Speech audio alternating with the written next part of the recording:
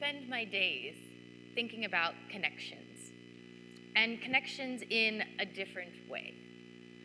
For most of us, when we think about connecting, most of our recent connections are probably through our phones. Yeah, for some, maybe it's a text message to a friend, maybe it's a comment on social media, or maybe an email. When was the last personal connection that you had, face-to-face with someone? For some, it might be with a friend, a family member, maybe a stranger. Do those face-to-face connections make you feel a little nervous? Maybe your hands sweat a little bit? Maybe you have a hard time looking at that person? Yeah, now imagine that you're a fifth grader. You're 10 years old, and you're asked to look at someone.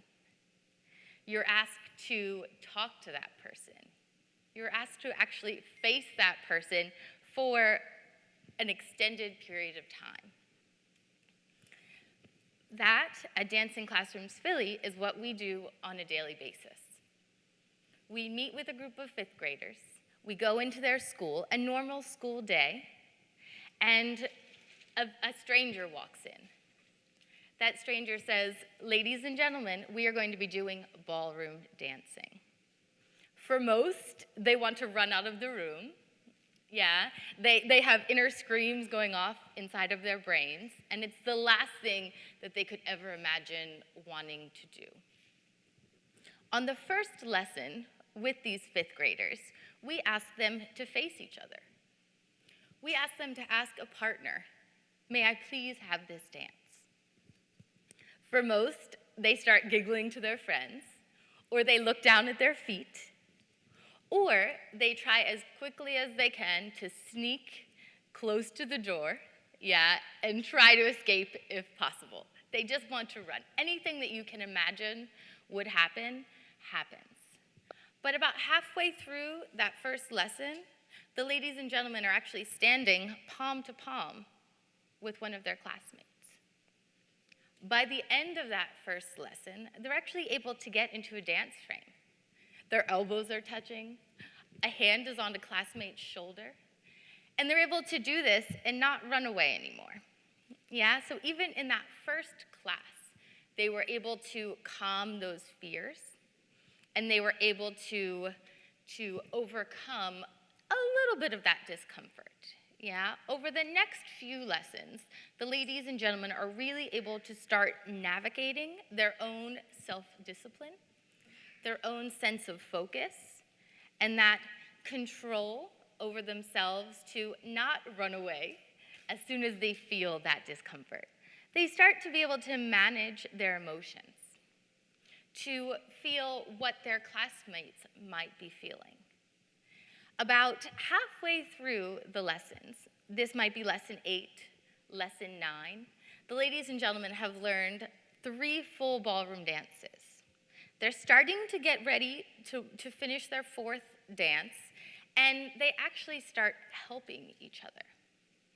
A study was done of dancing classrooms in New York City by Rob Horowitz and his team at Arts Research, and they followed groups of 5th graders, observing about 200 classes, interviewing classroom teachers, principals, parents, surveying the students to see what are the social and emotional effects of having to try to dance with someone else.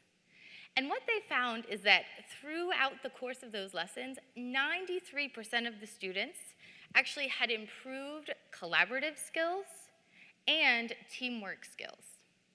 That means that about halfway through, they actually want to help each other. The researchers observed that the students, when the music would pause, they would actually start helping their teammates with the steps. Maybe someone was having trouble learning something new, and they would, on their own, try to teach that person to help them do the steps more effectively. Can you imagine that? Someone feeling first safe enough, a student, a 10-year-old, 11-year-old, feeling safe enough to ask another classmate for help, and that classmate knowing, empathizing, realizing how much comfort and trust that took in actually helping that person. Without pause, without ridicule. Especially in the age of today, with all the bullying that happens, yeah, all of the making fun of each other, they are comfortable and trust each other enough to help each other. When we get closer to the end of the residency, it's maybe lesson 19, maybe lesson 20, the ladies and gentlemen are starting to prepare for a bigger event. They're practicing the 6 ballroom dances that they've learned, and they're going to be performing soon for their families, for their friends, and for the school community.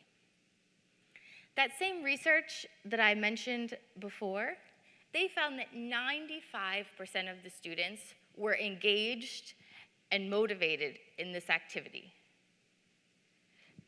Thinking of 5th graders, having 95% of them engaged and focused on the same activity. And that activity was something that a couple weeks before they wanted nothing to do with. But 95% of them are actually there with their partner, trying to learn the steps, trying to perfect the steps as a group. 95%, that is huge. What happens after that, at the culminating event, at that 20th lesson, is the ladies and gentlemen, as a group, are all able to stand in a dance frame. They're all able to look at their partner.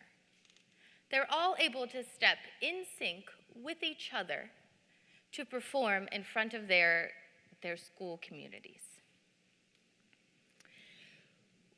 What is even more amazing is the effect that that has on the community as a whole. So not only is it just those ladies and gentlemen, those 5th graders that are benefiting, but that trickles down to the classroom teachers. It goes even farther to the parents, that they're going home and actually teaching the dances too.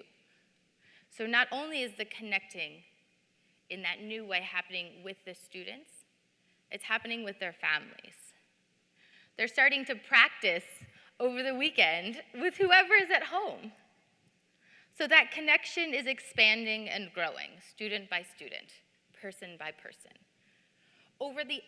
By the end of the residency, the ladies and gentlemen are all demonstrating improved self-discipline, self-confidence, self-awareness, the ability to reflect on what they're doing and make more positive choices, and that sense of achieving something in the end.